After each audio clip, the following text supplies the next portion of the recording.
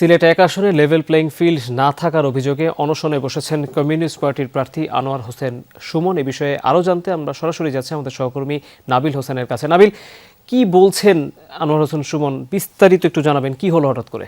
Rainbow allrounder exterior pay বাড়ির বাহিরের দেয়ালের সুরক্ষা নিয়ে থাকুন নিশ্চিন্ত, সাথে পাচ্ছেন 10 বছরের ওয়ারেন্টি।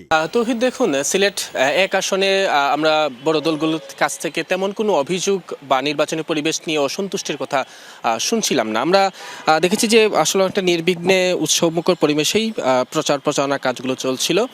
তবে গত কিছুদিন ধরেই কমিউনিস্ট পার্টি যিনি প্রার্থী তিনি একটা অভিযোগ করছেন যে রিটার্নিং কর্মকর্তা বা প্রশাসনের যারা কর্মকর্তা নির্বাচনের সাথে জড়িত তার যে বিলবোর্ডটি ছিল, রঙিন বিলবোর্ড, সেটা কোনো কারণ ছাড়া বা তাকে অবগত না করেই তাকে ছিঁড়ে ফেলে, সেই ব্যানারটি ছিঁড়ে ফেলে, এবং সেজন্য আসলে তিনি যখন রিটার্নিং কর্মকর্তার কাছে বিষয়টি জানাতে চাচ্ছিলেন সেখানে তিনি উপেক্ষিত হয়েছেন।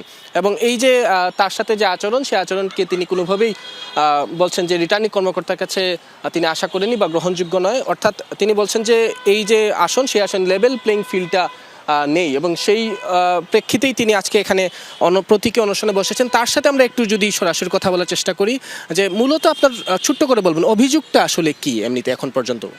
আমার অভিযোগ দুই ধরনের। একটা হলো আমার কার্যক্রম বাধাগ্রস্ত করা হচ্ছে। আমার যে বিলবোর্ডগুলা সেইগুলা বিধিসম্মতভাবে লাগানোর পরও ওনারা খুলে ফেলেছেন, এবং অপরপক্ষে দুইজন প্রার্থীকে ওনারা চান দুইজন প্রার্থীর মধ্যেই প্রতিদ্বন্দ্বিতা হোক, আমরা থার্ড কোনো প্রার্থী যাতে প্রতিদ্বন্দ্বিতায় না আসি, শুরু থেকেই ওনারা তাদেরকে প্রায়োরিটি দিচ্ছেন, এবং ওনাদের 4টা বিষয়ে ওনারা আচরণবিধি সুনির্দিষ্টভাবে ব্যত্যয় করেছেন।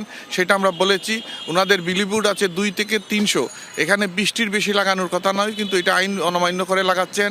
প্রত্যেকটা সিএনজিতে ওনার কালার পোস্টার লাগানো আছে, এবং প্রত্যেক বৈদ্যুতিক কুটিতে ওনারা আইন অমান্য করে ওনারা ফেস্টুন লাগাচ্ছেন। এবং এই জনসভা যেটা 22 তারিখে শেষ হয়ে গেছে, এখনও জনসভার কালার ব্যানার শো, ওনাদের ব্যক্তির ছবি, দলের নাম শো, এগুলো আছে। এইগুলাতে ওনাদের বিষয়ে ওনারা কোনো প্রতিকার নিচ্ছে না আমাদের জানানোর পরেও। কিন্তু আমি যেখানে বিধিসম্মতভাবে বিলবোর্ডগুলো লাগালাম সেইগুলা ওনাদেরকে অবগত করেই লাগালাম, কিন্তু ওনারা হঠাৎ করে খুলে নিয়েছেন, আমাকে লিখিতভাবে বলেন নাই। এখন পর্যন্ত ওনারা লিখিতভাবে কেন নিয়েছেন, কি কারণে, আমি কি আইনের ব্যত্যয় করেছি, এটা বলেন নাই। যেহেতু একদিকে ওনারা আমার বৈধ প্রচারণাকে বাধাগ্রস্ত করছেন, অপরদিকে ওরা যেটা বেআইনি আচরণ করছে, যেটা বিধি বহির্ভূতভাবে আচরণবিধি ভঙ্গ করছে, সেই ক্ষেত্রে ওনারা কোনো ব্যবস্থা নিচ্ছেন না। এমনিতে রঙিন যে বিলবোর্ড, সেটা কি অন্যান্য প্রার্থীরা বা এই কোনো আসনে লাগিয়েছেন কি আপনার জানা আছে? এটা সারা দেশে লাগাচ্ছে, এবং সিলেটেরও আপনার গোলাপগঞ্জের বিয়ানীবাজারের যে আসন, সিলেট আসন, সিলেট জেলার মধ্যেই তো একই রিটার্নিং অফিসার। দেখা যাচ্ছে অন্য জায়গায় ওনারা কোনো ব্যবস্থা নিচ্ছেন না।